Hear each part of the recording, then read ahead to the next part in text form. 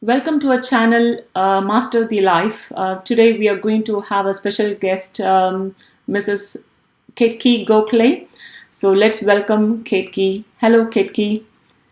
Welcome to Okay. Master the Life. Hello, thank you. Thanks for being here today to share your thoughts with us about yoga. So Ketki is a yoga master. She has got an MSc degree in yogic science in Bangalore, India, and she's also done a diploma course in yoga and therapy. So she's been teaching about like 15 years, and her wide audiences are from the UK, India, and US, predominantly covering a little bit parts, across the globe as well, I guess. So today, let's see what we can get out of the session, and hopefully, if even at least one person, if we could, influence and motivate to take up yoga, that would be the best blessings. So yeah, let's go for it. So can you introduce yourself, Ketki? Hello, everyone, and thank you, Subha, for arranging this lovely interaction. So I am Ketki Gokhale, originally from Mumbai, and I have done my graduation in BSc Home Science, specialized in interior designing. But later on, as a hobby, I started doing yoga, and while doing few courses like summer camps, I developed that inclination, and my teachers encouraged me to, do a teacher's training course and to become a yoga teacher. And that point, I felt, oh, can I become a yoga teacher? So that was really a big, whole new field for me. But then I took it as a challenge, and I thoroughly enjoyed doing my teacher's training course, because in that course I learned about Hatha Yoga, which was completely new for me. It started with doing, cleansing techniques, which is called as kriyas. So yoga starts basically to make your body clean internally. So we used to do kriyas in the morning, because our course used to start right from 7 in the morning. So then we went through, and our teachers beautifully taught us asanas, Surya Namaskar, bandhas, mudras. So basically, the practical side of yoga I learned from that course. And then while doing that course, I gradually tried, means I realized that yoga is not only practicing asana and pranayam, but it is much vast and more than that. So it has got its philosophical side, it has got its therapeutic side. So I did my 2 years diploma from Mumbai University, where I learned the philosophy of yoga. That is, they covered some, area of Vedanta, Advaita Vedanta, Sankhya philosophy, and Patanjali Yoga Sutras. So I came to know the philosophical side from these courses, and then I was searching for, yoga therapy, where I can get that hands-on experience to treat patients with yoga therapy. And I came to know about S. Vyasa, that is Swami Vivekananda Anusandhan Samsthan. It is in Bangalore, outskirts of Bangalore city, near Jigni. And they have a beautiful Gurukula cum university setup, which is away from city's hustle and bustle, and very serene atmosphere. And we used to have, fixed routine there. We used to get up at 4 o'clock in the morning, that is Brahma Muhurta. And we used to start with meditation, Vedic chanting, then asana practice, and then, all our lectures and practices used to be there. So I did my yoga therapy and master's degree in yogic science from that university.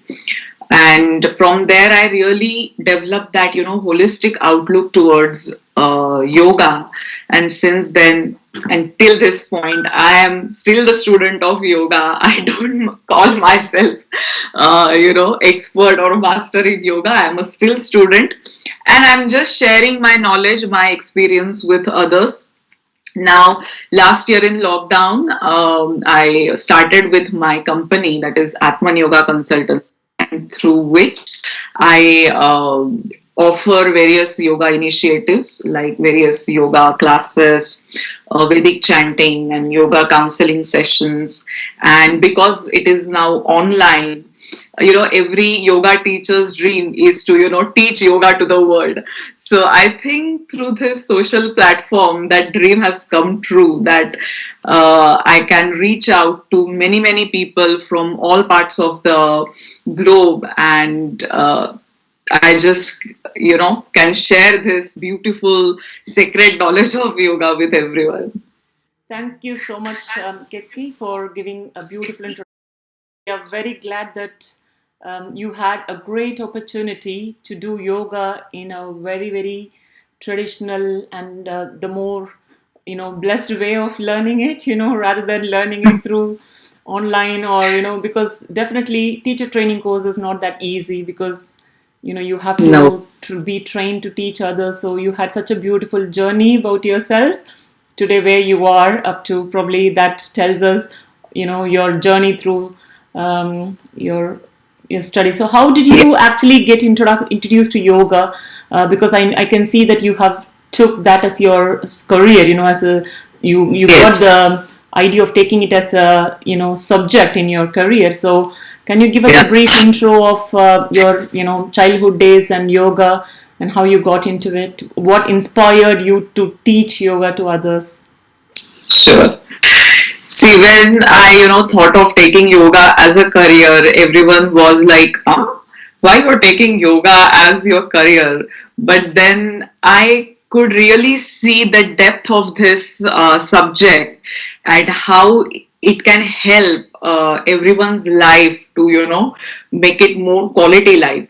So it just happened that, after 10th standard, you get that long holiday, and luckily in my area in Mumbai, I got to know that there is a summer yoga camp going on. So I just thought there is nothing to do in the vacation, so let's join this camp. And I did just 1 month of this summer camp, but my teachers were so good. They developed interest in me, and because I was young, my body was flexible like every other person. So I used to enjoy these asanas, and they used to always tell me that Ketki, you perform each asana really very good, with ease. You do this, so why don't you do teachers training? And that time I really thought about it, whether shall I go into teachers training? Do I want to become a yoga teacher?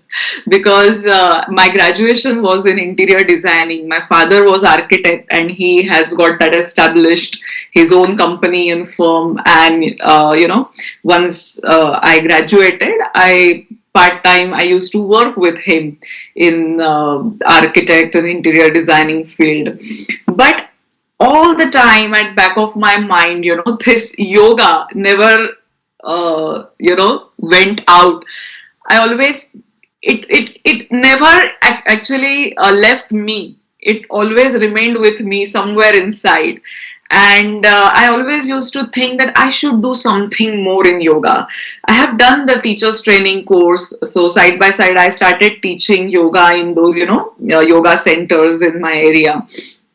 But luckily, I got good friends and good teachers that they continuously kept encouraging me that you should do this, you should do this, and it just happened.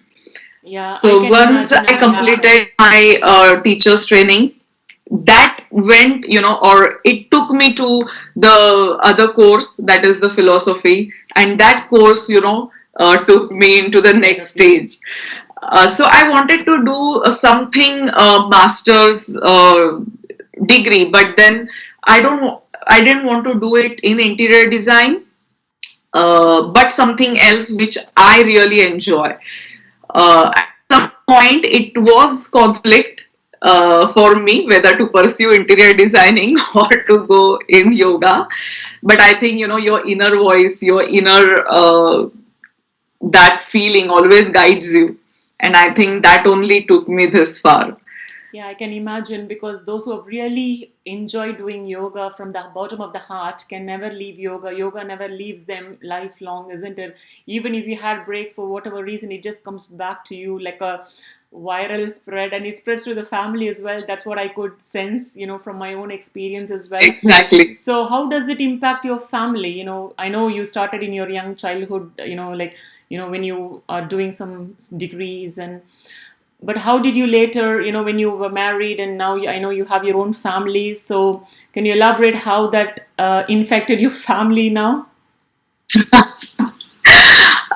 Yes, of course, because when I do my yoga practice, and when I have got two daughters, they are 9 and 13 years old. So always when they were young, they used to watch me that what I'm doing. So whenever I go into a downward dog pose, they used to just imitate me.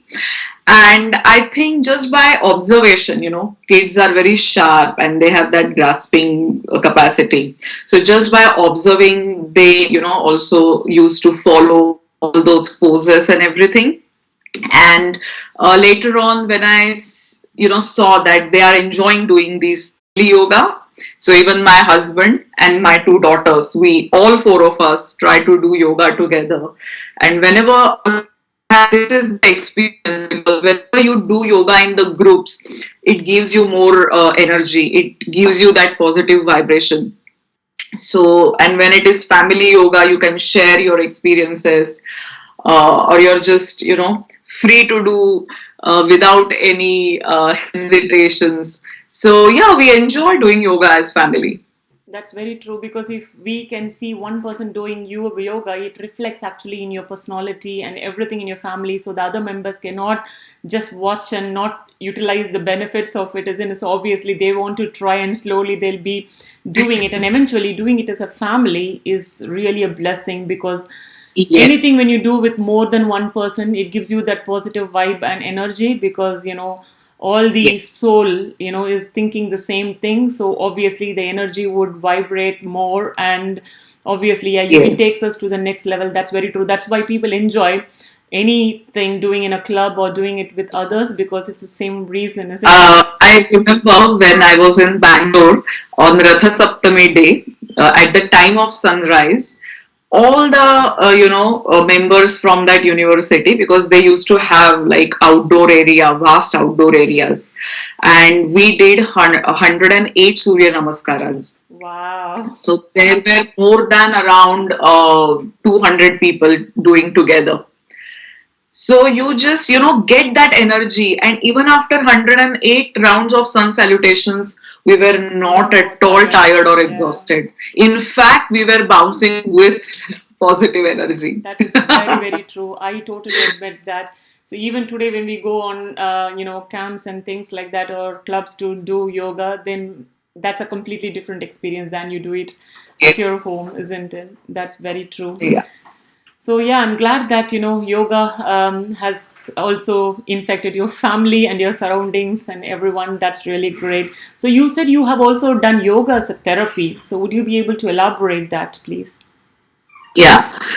There were in fact very yoga therapy courses, so many yoga therapy courses in Mumbai, but it was just the bookish knowledge.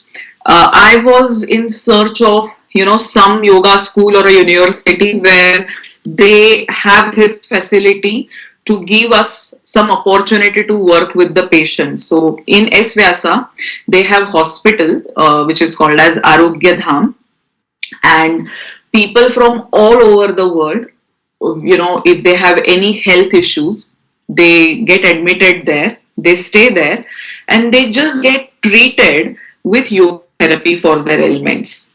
And if you think that practicing just asanas it's going to cure your problem, no, it's not that.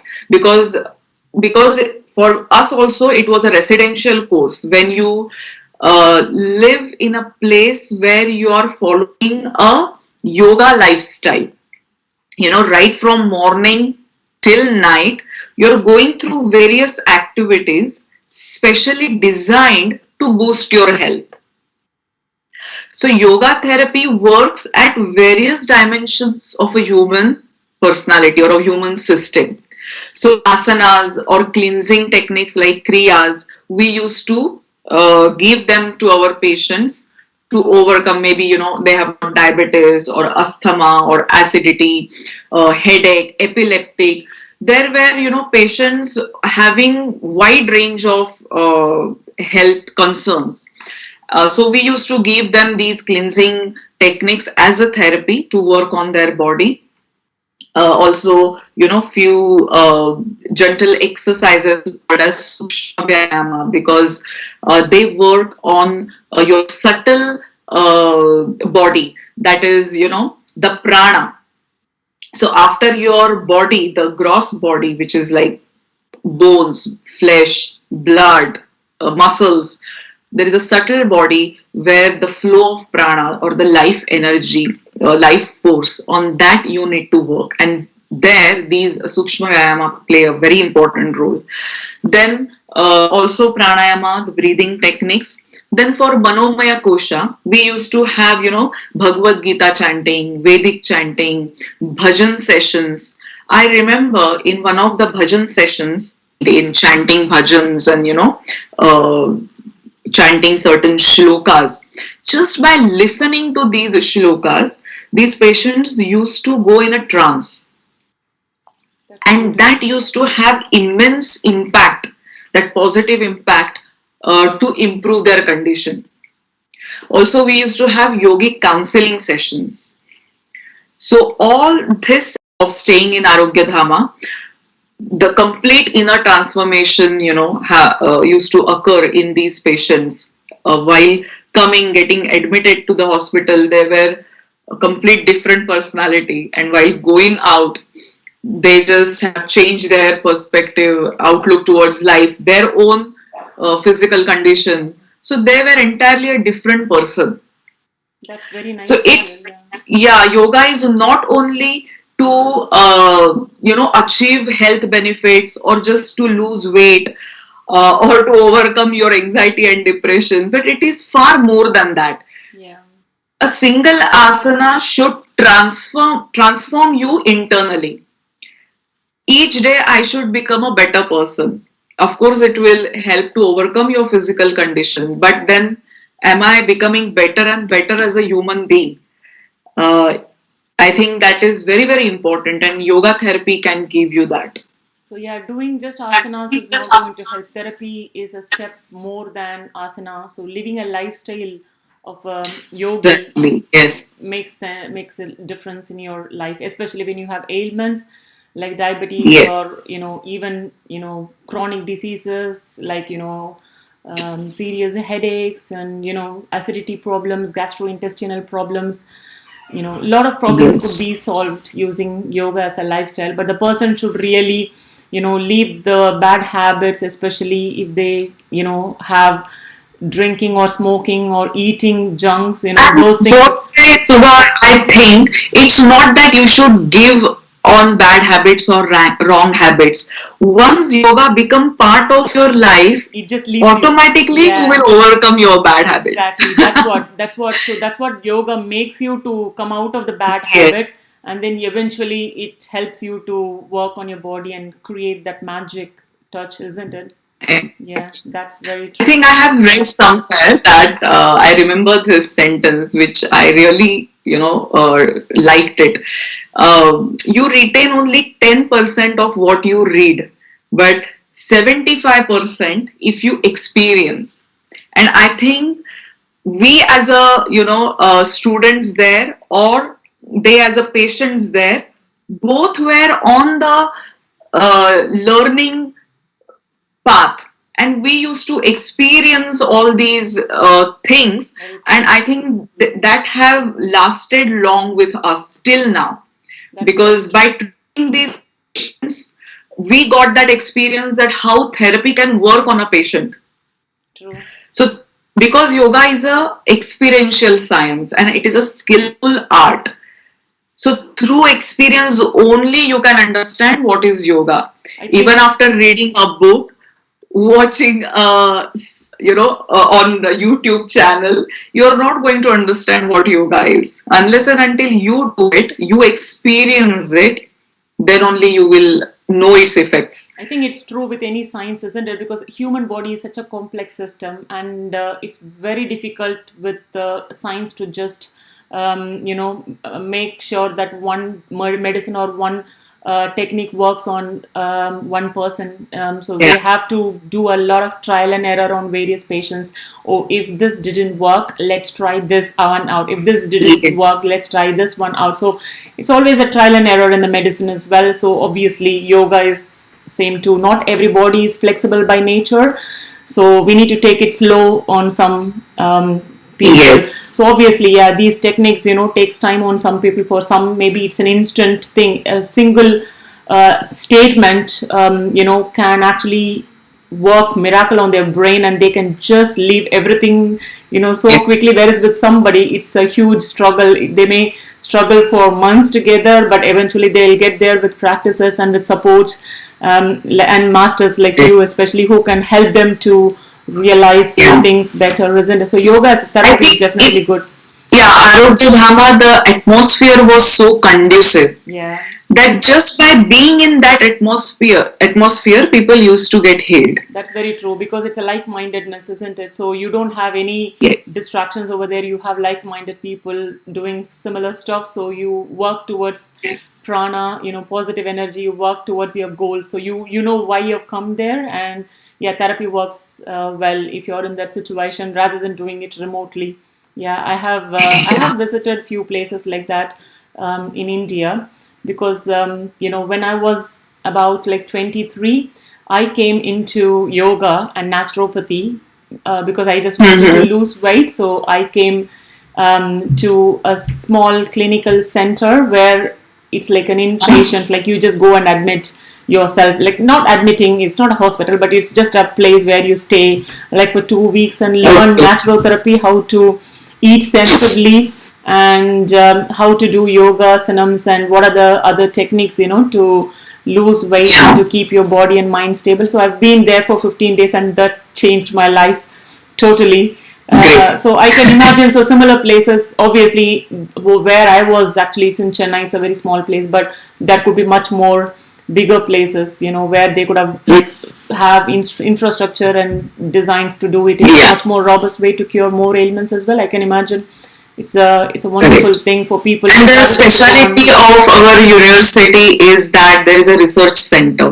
So, lot of research goes on in SVYASA, Yeah, and they are trying to make it as a evident base approach, because when it comes to modern science or medical doctors, they always want to know whether it is evidence based. that is very true. Yeah, we need the evidence-based Yeah, research so to. they have published so many research papers that how yoga works on, treating cancer, diabetes, asthma, back pain.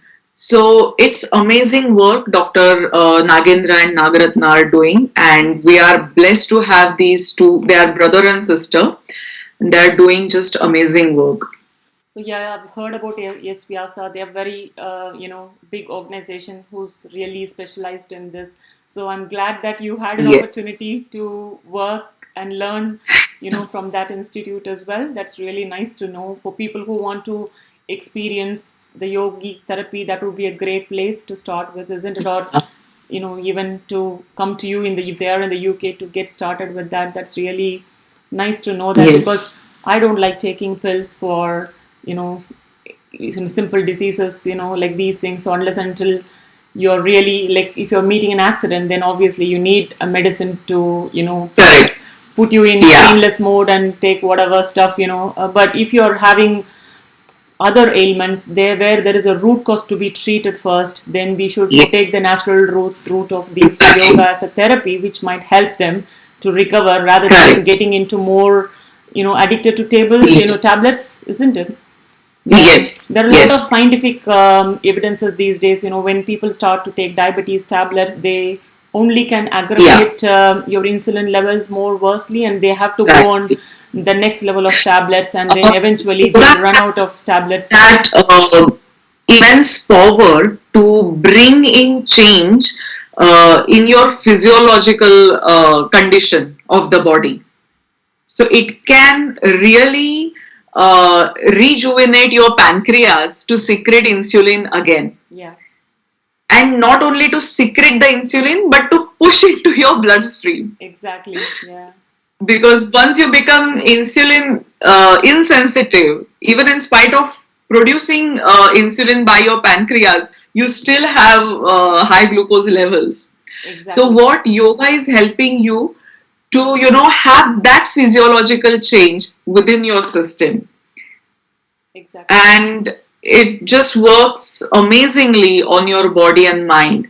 But only the thing is, you should have that open mind, To try. little bit of Yeah, patience, yeah. that at least practice yoga sincerely for 6 months, and you will definitely see change in your condition. Definitely, yeah. You need to be passionate about what you're trying out and doing it. So if you don't have the confidence, then it's not going to work. You need the patience and Yeah. confidence. So eventually you'll get there. That's so nice and beautiful. Correct. Thanks for explaining that, Kiki. Yeah, I am a strong believer of natural, naturopathy, natural things. Just Mhm. work with nature. And I don't like tablets, medication. Yeah. So I always welcome such Because natural things. nowadays, even people approach me for any yoga therapy, they tell me list of tablets they are on I right know. now. Yeah, these days so many people have so much of tablets, And this at a is, I young think, age. has become common with everyone, True, because true. if I can't sleep, I have to take Yeah, tablet. If I have high blood pressure, I am on the tablet. yeah. But no, You don't it's need it. just going to help you to reduce the symptoms what your Exactly. body is showing, Not the root cause. and it's not going to correct anything at the subtler level. So if you want to bring that inner correction, you have to do something long lasting, and I think yoga is a lifelong practice. Yeah. It uh, should be in your at, lifestyle. at first place, it will help you to prevent Diseases. having any diseases. Yeah.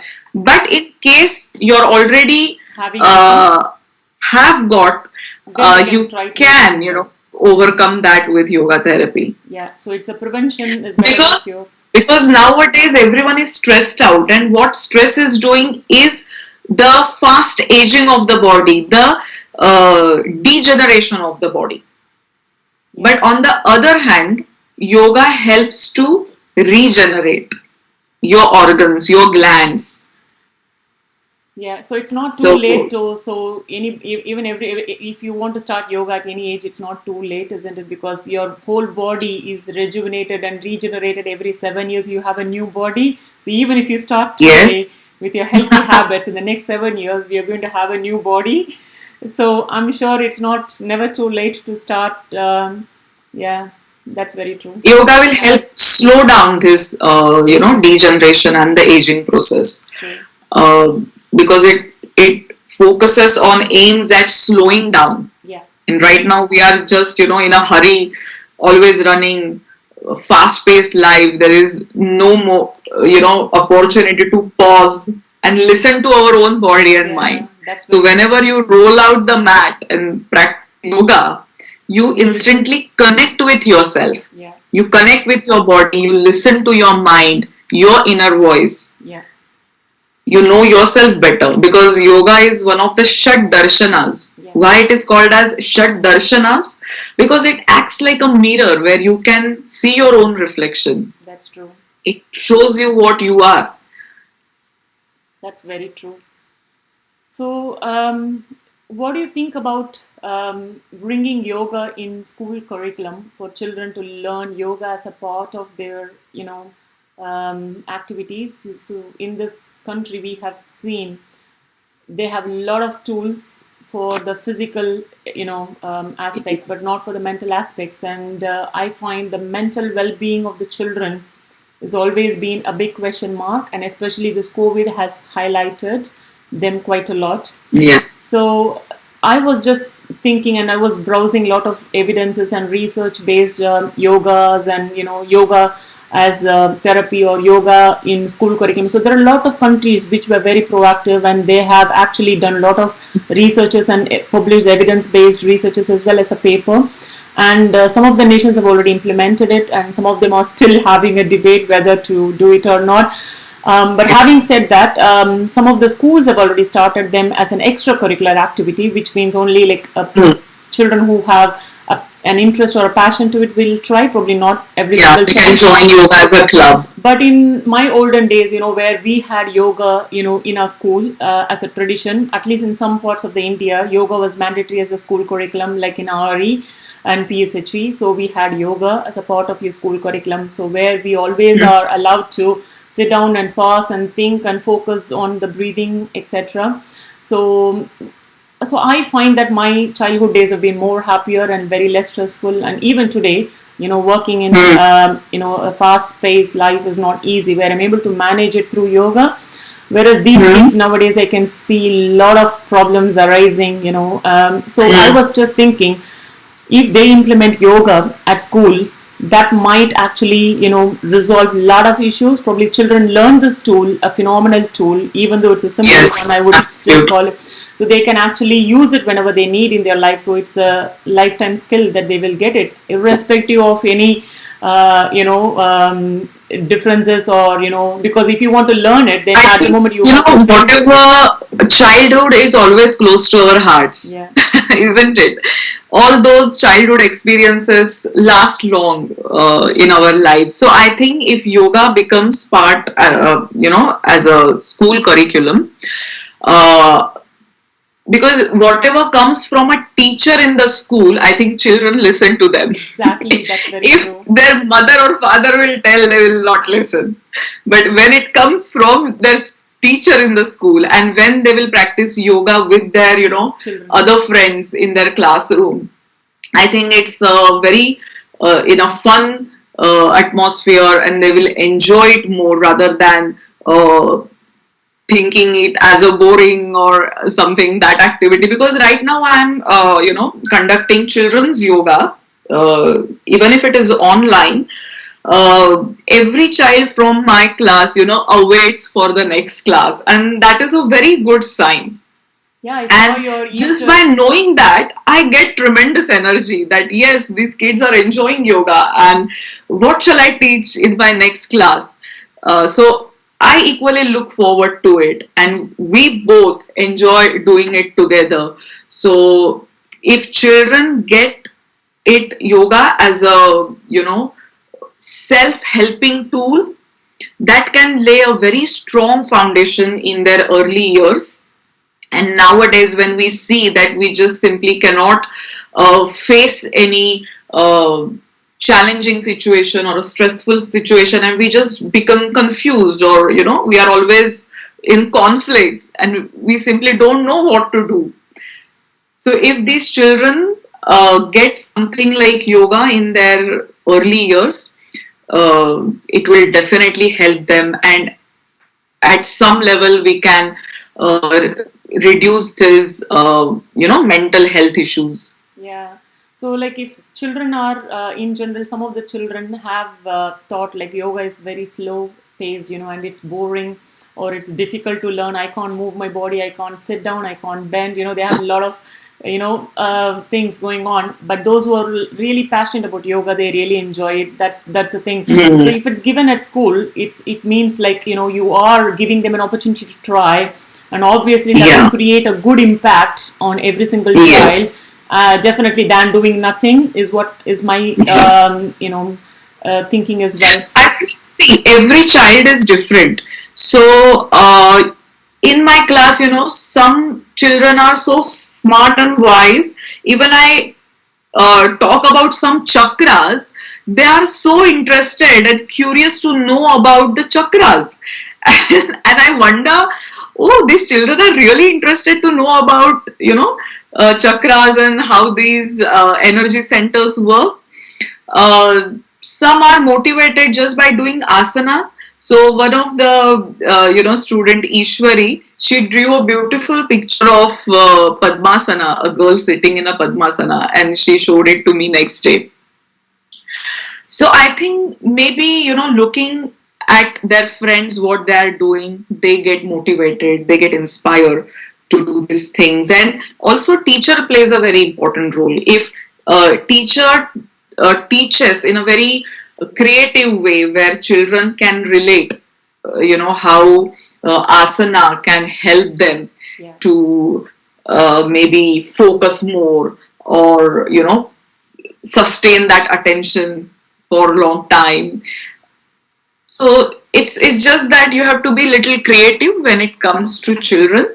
But I have a very positive experience because it's my 10th batch with children's yoga, and every child in my class enjoys yoga thoroughly. That's nice to hear, Kirti. We saw your Easter yoga, the yoga for children based on Easter theme last weekend. My daughter really enjoyed well, and my friends as well. So it was really nice. So that yoga inspires even a small kid, basically. It's mainly for the small children. So yeah, you need to be very creative and fun based and create a lot of things around it and make it more working for the child. I totally admit it. Correct. So that's very nice to know. But if you wanted to think about RE, so RE, if you ask children, do you like RE? Obviously, they say even that is so boring subject, mainly because that is also simply sitting and doing something which they don't even understand, belonging to another culture or religion.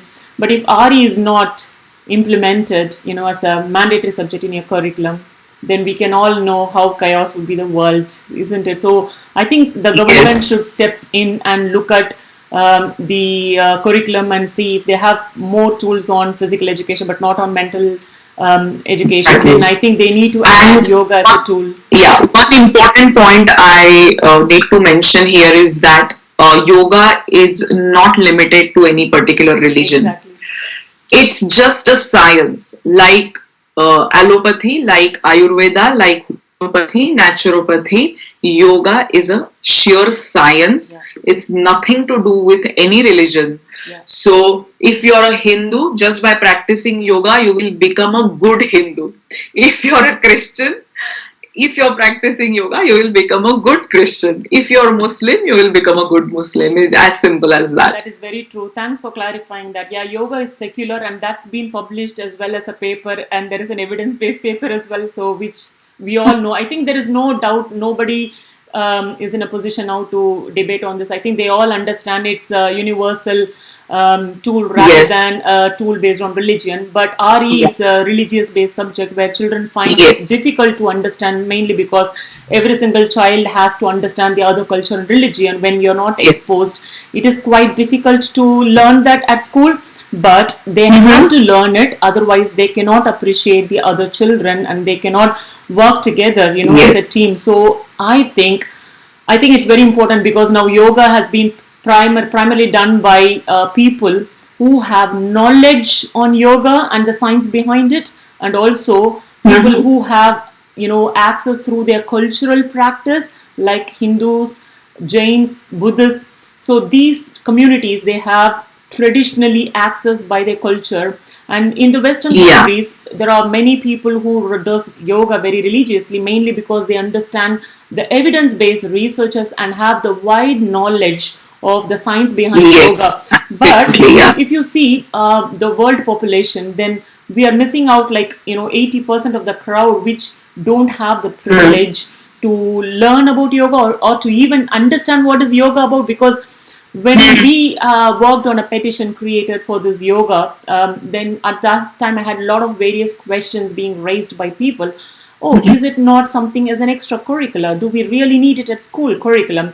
Then when I address them that why RE is curriculum is mandatory in a curriculum, it's the same reason we need yoga as a phenomenal tool for a mental development and mental peace. So the children can practice it from childhood, and they can, it's a it's a prevention than cure technique where you learn that and cope up your life Correct. situation.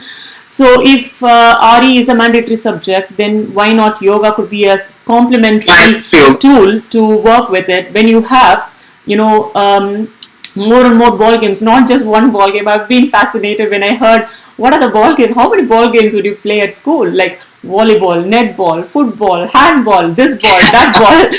Oh my gosh. But you have, and I'm not saying as a negative thing, I'm saying it's a positive thing that you have so many Yes. tools for your physical education, which is great.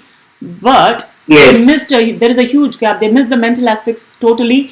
Just sitting down and talking about religious things is not going to give children the idea. They need a tool. Tool means which works on the physiology, on the mind, Exactly. which And works. that's why Yeah, yoga is not a sport. exactly. It's a tool. Yoga It's a is technique. not a form of exercise like you Exactly. do aerobics or gym.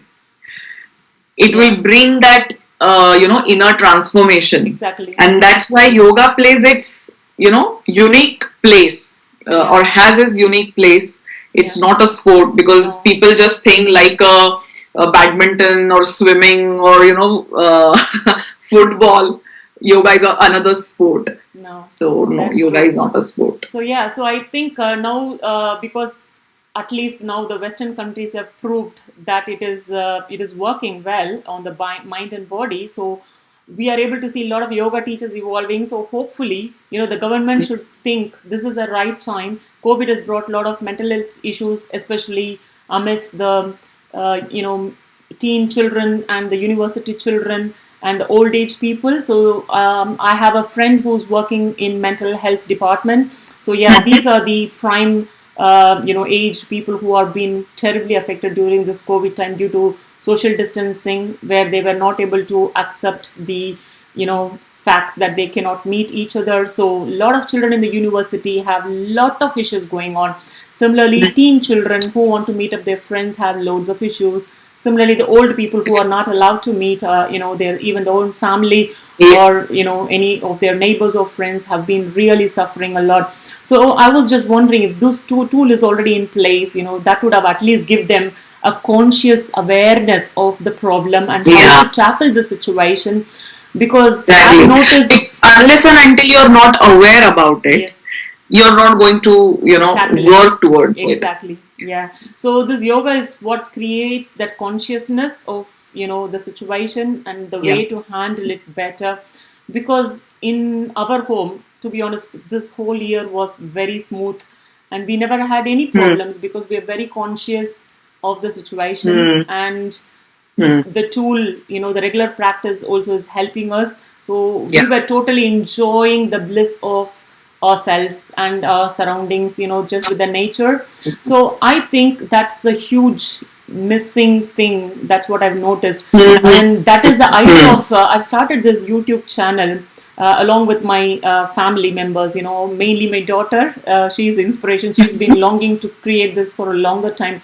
And we said we create this channel for creating an awareness of yoga to the world, to the public. So, we started this only about a couple of months ago.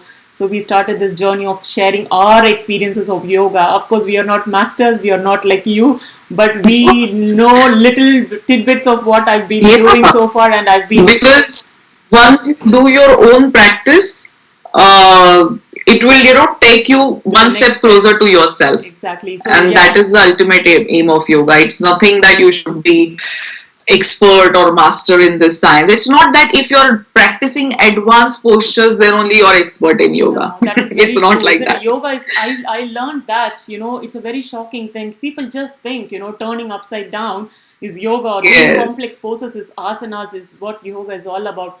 But yoga is not about that. It's a You can connect self-realization. to yourself. Exactly. If you can, focus on your breathing, Yeah. if you can train your mind to stay in this moment, Yeah.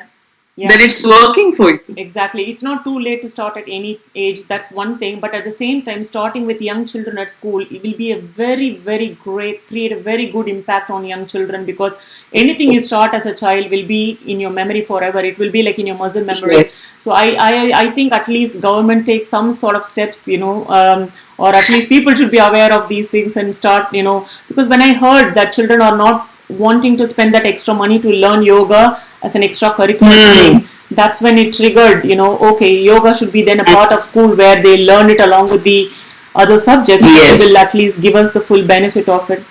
Let's see how this is going to work. But yeah. Okay, so going on, I think we are doing nice descriptions about a lot of things going on. But I want to ask you one question. I think probably that's something I'm not really great at, which is mantras. I know you also did your mantras and Vedic chanting and all those stuff in your curriculum as well. I know Vedantas, have a lot of chantings and mantras. I know their benefits and other things, but to be honest, it looks very complex if you want to learn at your later age. Say, for example, I learned about it only at the age of 23, 24. So at that age, I did not have patience to learn them. But it would be good to hear from you. What is the advantages of learning mantras, or even to hear mantras if you're not able to, pronounce it? But is there any benefits of just listening to mantras? And just wanted to hear more about that, because I'm having a zero knowledge on that subject here. No, that's true.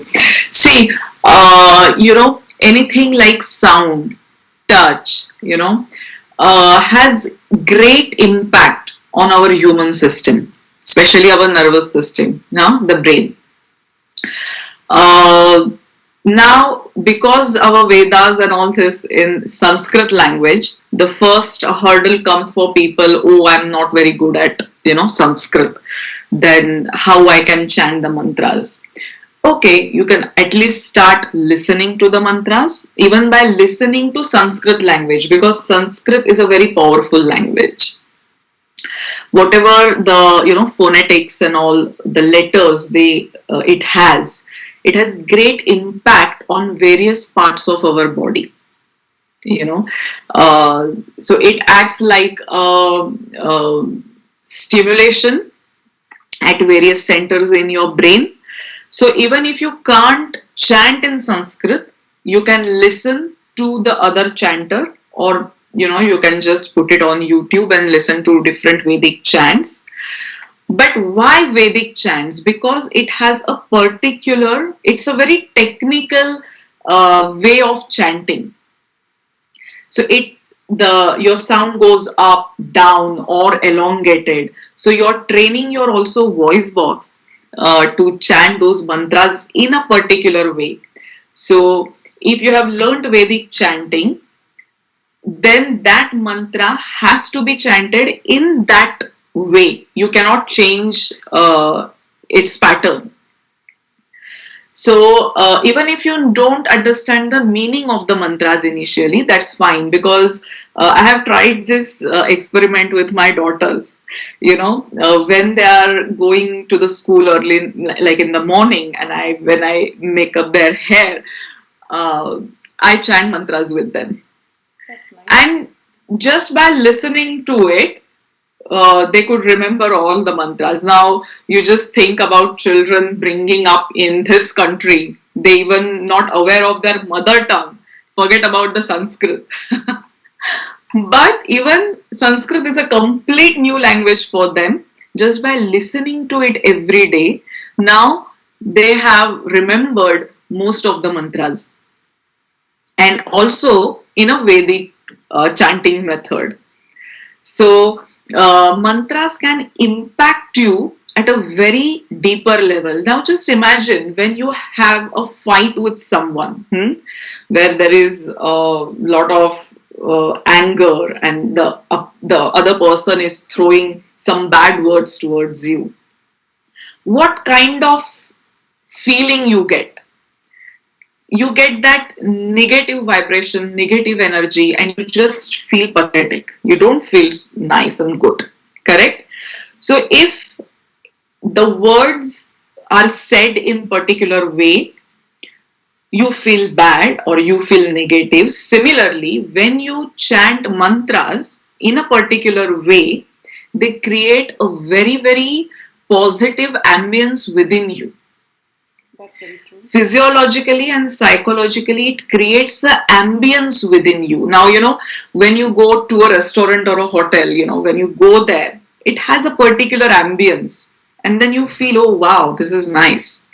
Similarly, when you chant mantras, it creates that sattvic, positive, serene atmosphere within you. Your body is nothing but a place where your atma, your soul is residing. So you're creating that positive ambience within you by chanting mantras, and it has great impact on your nervous system. It instantly calms down your nervous system. It if you're in a bad mood or you're a very angry person, it can transform you at mental and emotional level. It can bring change in the brain wave pattern. It So also improves memory, isn't it?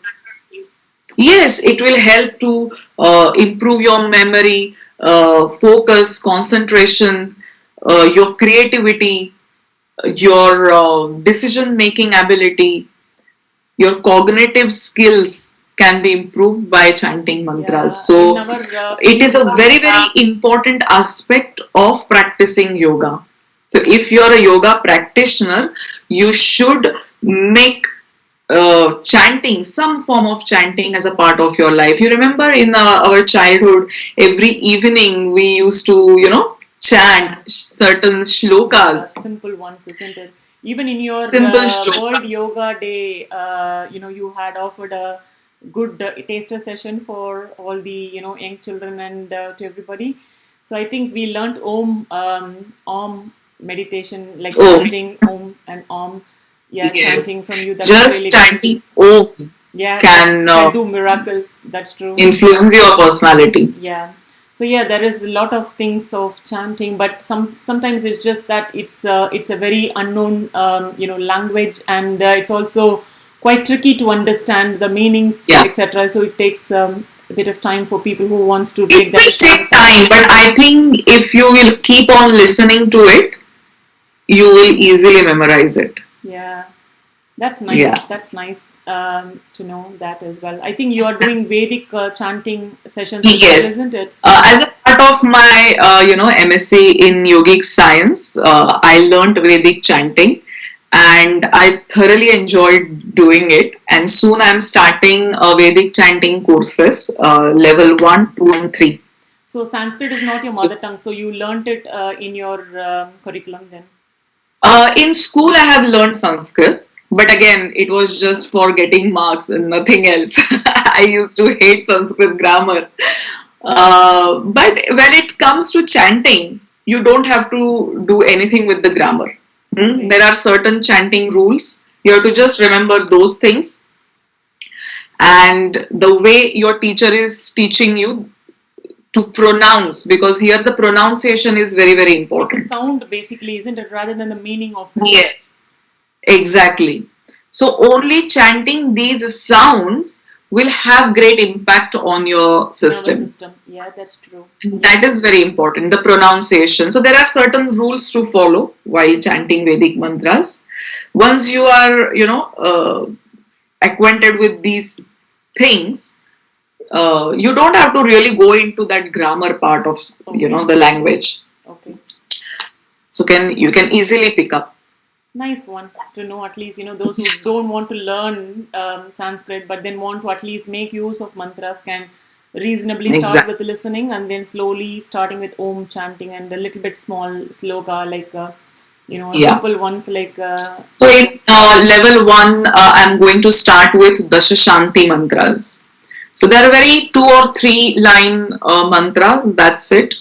And just by listening to them every day, you can easily remember these mantras. mantras. Okay, that's nice. So now with COVID, I think everything has become online now. So I'm sure you're also teaching yoga through online medium in Zoom or Teams or Yeah. whatever the tools you've got. So earlier, traditionally, we were having a physical session because we think yoga should be taught physically, so we can monitor and help Yeah. them to understand the postures well, and see whether we've got the full control of the postures, body, and everything. But I think doing yoga is better than not doing at all. So I think this Yeah. COVID time has given us an online platform forum. So how do you feel the online platform versus the traditional platform Hmm. for teaching yoga? See, of course, when you're face to face, you have that direct experience. But being online, I think it's a great time and energy saver. People don't have to get ready, get into the car, park somewhere, find some parking space. That is also a stressful thing. And go to a yoga class in a yoga studio. Yes, of course, there it's a like socializing aspect is there, but online where I can see the advantages of bringing yoga, because all many activities now have come up online, so why not yoga? Even everyone saves on energy and time, and also I think the advantage is that when you are in person, like face to face, you're doing yoga, students become more reliable on a teacher, that even if I do wrong, teacher will come and correct me. I'm not very much bothered about it, or I'm not very much aware of my own body. But now, when it is online, people are more aware that whether I'm doing it right or no, because there I cannot go and physically correct them. So, here the advantage I can see is that while doing yoga online, they're more aware of their body movements, how they're going into the posture. And I think if your demonstration is simple and clear, neat, and your instructions are very, to the point, they can follow you uh, almost like, 90%. I don't find any, that gap that I cannot deliver what I want to, teach. Because right now I have conducted so many classes online, and luckily I haven't got any complaint from anyone that in spite of doing 12-week course, I cannot do this or couldn't understand this. So my experience was very positive and good. Even yoga is online, but only the thing what people need to take care is, uh, while they are attending a yoga class online, see to it that they are getting trained with a good yoga teacher, which is well trained and well experienced. Don't go to anyone who is doing a yoga class. So just try to uh, understand that that teacher is equally good. And when you are practicing at home, see to it there are no other disturbances, that kids are not coming in between and disturbing you, or if you have got pets, they are not coming in between in your practice. So have that full concentration when you're doing online, and keep your videos on, because many a times what happens, some people just ask me, can I keep my video off? And then I said, you're at the disadvantage, because I cannot see you what you're practicing. So please keep your videos on if you're attending a yoga class online. So at least on the video I can see you, and if you're doing any mistakes, teacher can correct you. Yeah, that's true. So we don't have to really touch physically and help to change postures like earlier days, because now people have a lot of ailments in the body, backache, neck ache, and all those things. So we should let them to do their own comfort and in their own way. Yeah. So I think Yeah. online platform is definitely not a bad choice when it can save us a lot of time and So, travel. Yeah, and as I've said that, as I can reach out to many more people, people. That's true. people from any country Yeah, at the same can time. just take advantage of that, True. because if I'm doing yoga in my yoga studio, only local people can come and attend the True. class. True. But here, even if someone wants to do yoga with me, but just because of the distance and these things, they are, not take or getting that advantage. But Yeah. because it is, I think, online, I think it's a everybody, blessing. yeah, it's everybody used to now the online platform now. So yeah, thanks to COVID, at least for this, COVID has brought to light a lot of things. So yeah, this is one of them. Yes, The and I online think we platform should is always see the positive side. exactly, yes, exactly. Without COVID, it would have been, like still only a choice to people. Now it's like a mandatory thing. Yeah, either you do yoga or do nothing. So it's better to start with online. And And I would suggest that keep a particular place in your house. That place you should keep constant. that's true. One day in one room, other day in other room. Don't do that. Yeah, Just keep one place in one room constant. Where when the weather improves, even in your back garden, you can just place the mat and practice your yoga outdoors, because you will get that plenty of fresh air and sunlight, which we all deprive here going outside. yeah. I Uh, think they say that, isn't it? It's better to do it in the same place every day so that your body's that Suchama Sarira will work very well if you fix to one Yeah, and place. you automatically go into that That zone. zone, You correct. get those Yeah, vibrations once you exactly. go in the same place and That's true. practice it in the Yeah. same But on a very good sunny day, it's good to do it in a garden, which is also improves outside. the, yeah, which is very Definitely. definitely a good one. So hopefully, yeah, if the things don't, even after COVID, I think we should continue this online platform for people who would Yes, prefer yes, probably, and have a once in a while, physical session, so they also get some interaction and social, uh, yes, you know, mixing as well. So that would be great as a mixture. Yeah. yeah. In Yeah, fact, I came to know from some of the yoga teachers, now people are not ready to come in the studios and do yoga. In fact, they just want it online. yeah, uh, yeah, because yeah, it's so that working. change Yeah, has now because occurred. you feel as if you're all doing in the same room, isn't it? Because you have the same vibe, because you have everything physically. You're able to see the other people over the tool as well, and you don't find the difference. Even in the meetings, I always sense that we don't feel as if we are in a different room or at home at all. So it just feels that we are not missing anything much. Yeah, Yeah, yeah, that's yeah. very true. So yeah, I think pretty much we have covered most of the aspects of the part. I think the one which I wanted to ask you is all about the vegetable diet or a vegetarian diet. Sorry, what do you think about the vegetarian diet versus non-vegetarian diet? Is that going to make any difference for people who does yoga? Because obviously for people who eat loads of meat, the proteins are quite different. The fibers formed out of the animal protein is completely different to the proteins formed from the plant proteins.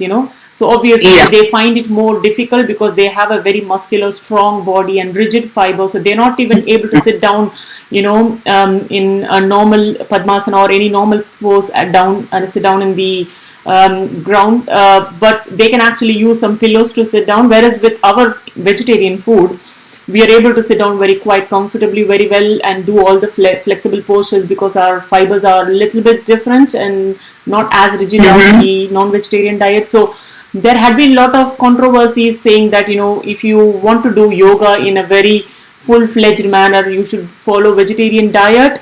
So just want to hear from you your experiences on diet, on yoga practice. See, it's not mandatory that if you're a yoga practitioner, you have to be a vegetarian. It's, I think, because we are brought up in different traditions and cultures. Now, think about a person brought up in Bengal. Fish is his staple diet. a person from a Western country, he has brought up eating meat. See, anything in excess, it can be vegetarian or non-vegetarian, anything in excess is bad.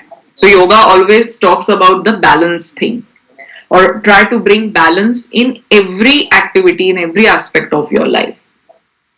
Now if you're eating meat but in, you know, moderate form, that's fine. It's because, see,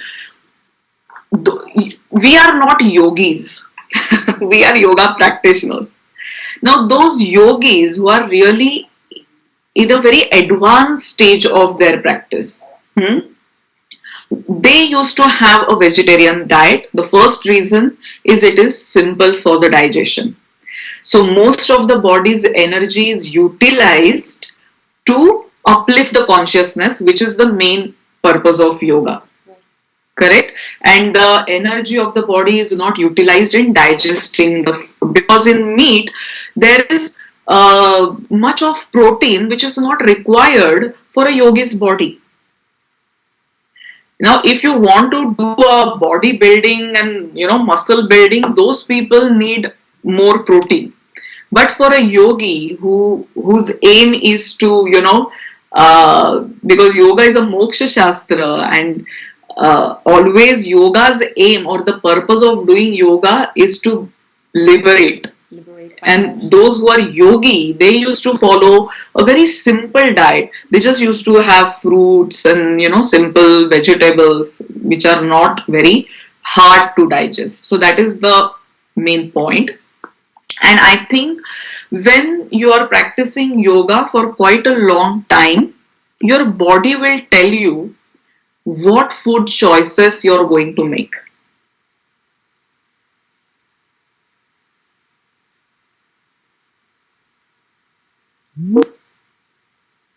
So it's not that if you're eating non-vegetarian, if you're eating non-vegetarian food, it's going to affect your practice. Or if you're on vegetarian diet, it's going to, you know, bring a lot of progress. Of course, if the food is simple and easy on digestion, it gives less burden on your system, because our basically system is not meant to digest meat. That's true. But because we are brought up in different traditions and cultures, and if you're eating meat or fish or all this stuff right from the childhood, that gradual change will occur, because when you practice yoga, you become more sattvic. Exactly. And the sattvic food is very simple food. So that change can occur naturally to you. It's not that if you are practicing yoga, you have to give up on your food habits. It's not like that. But it can transform you with the practice. And if you are making a choice of eating vegetarian diet, fair enough.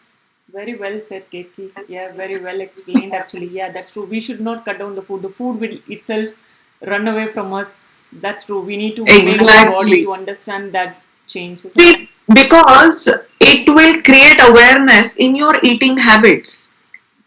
How you can maintain your healthy body weight.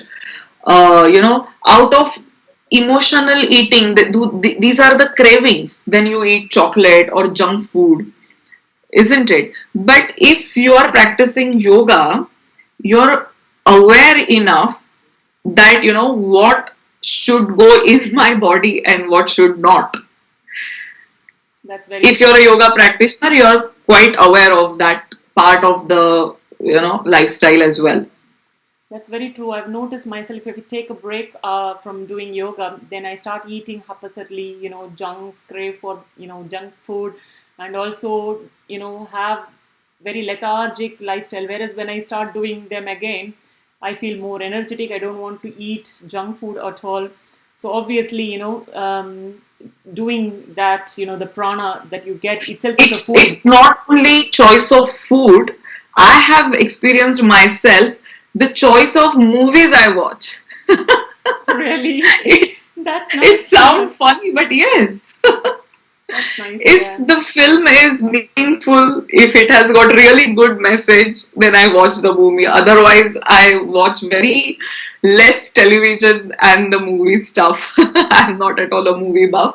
Yeah. But that transformation will occur with your yoga practice. That's true. Every choice will be gradually change. Yeah. It's not only related to your food, but every choice you make in your life. Yeah. Also, I've noticed that if you do yoga very religiously, very very well, then your food intake also comes down, isn't it? Because the prana itself acts as a food, isn't it?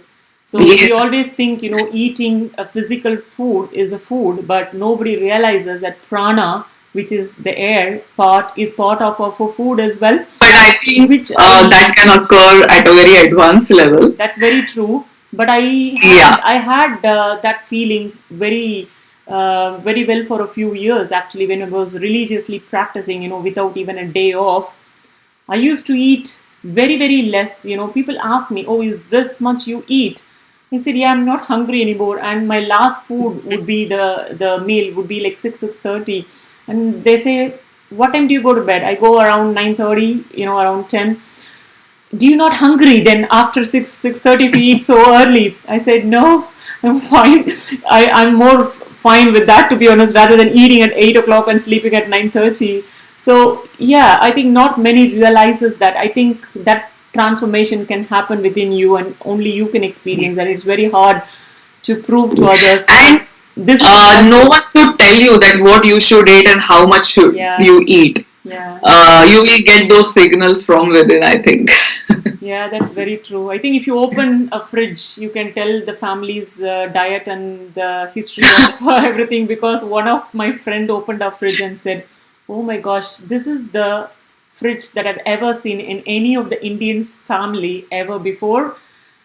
I will never forget you in my lifetime." That's what the friend said. He stayed with us very for a short duration, for a month actually, from India to UK. And why? Because our fridge contained only milk, yogurt, fruits, and vegetables, and a pickle. That's it. We didn't have sauces. We didn't have any Coke, or we didn't have any ice creams. We didn't have any junks in the fridge. Our fridge was, in fact, having more space on some of the days. Other than the day I do shopping, it will be full. But when I cook, and then it will be like half empty.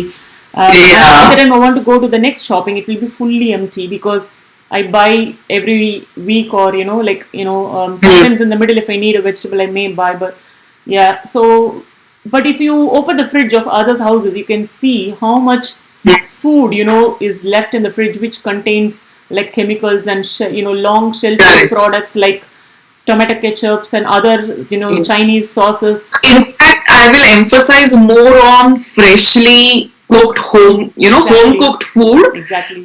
Than frozen or stale, or reheated food, because then the nutritional value will go down. Definitely. So instead of having those ready to eat meals, please, yeah, it's a bit you have to put efforts and time consuming. Exactly. Sometime, but yeah, so you cook ask everyone as a teamwork, you start doing cooking and have fresh food every day. Yeah, so having ice cream once in a while is not a bad choice, but having stored them in the fridge and freezer every day and having them is what is the mistakes that people are doing. So yeah, so as you said, I think you don't have to cut down the food, but the food will leave based on your practice, and we can all start to eat sensibly, have the consciousness towards eating, then it will make a change by itself. Thank you so much. That was really awesome explanation. I wasn't able to explain this well, but yeah, you really, I know you are a master of, science. So obviously, you can teach them in the right way. Actually, yeah, that's really nice. Hopefully, the people at least, even if you can inspire one person, I would be really glad because what I have seen for most of the people that okay, now I have given up non-veg food, and after 2 months they end up eating meat. Yeah, you don't want to leave without like with force or with compulsion or because you are doing something, isn't it? You should just have that coming out naturally. That's true. So whatever you give up, then that should long last. Yeah. Whatever you're making choices, they should be with you for your lifetime. It's not that for 2 months you're not eating it and third month you're again starting it. Yeah. So with the practice, if that transformation is happening to you, then that is the correct path. Yeah. So maybe they can start to reduce the portion. So that's something that they can consciously try to make it work, over a period of time that might happen. Yeah, even the portion will, if with your practice it's getting reduced naturally, then it's fine. You don't have to reduce your food portions. That is true. After every meal, you should be satisfied. Because food is not only for your body but for your mind, for your soul. So you should be satisfied at all levels. And whatever changes, choices are going to happen, let them happen on their own. That's so nice for your time today here, Ketki, with us. So I hope everyone who's joined us today would have also enjoyed listening to our conversation. Thank you so much for spending your time with us this Easter break, and I hope it was equally, nice to have this conversation with you. I equally enjoyed it.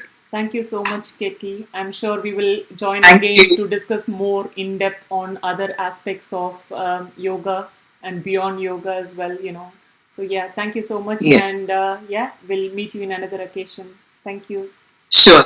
Thank you. Bye-bye. Thanks for those who have already subscribed to our channel, Master the Life.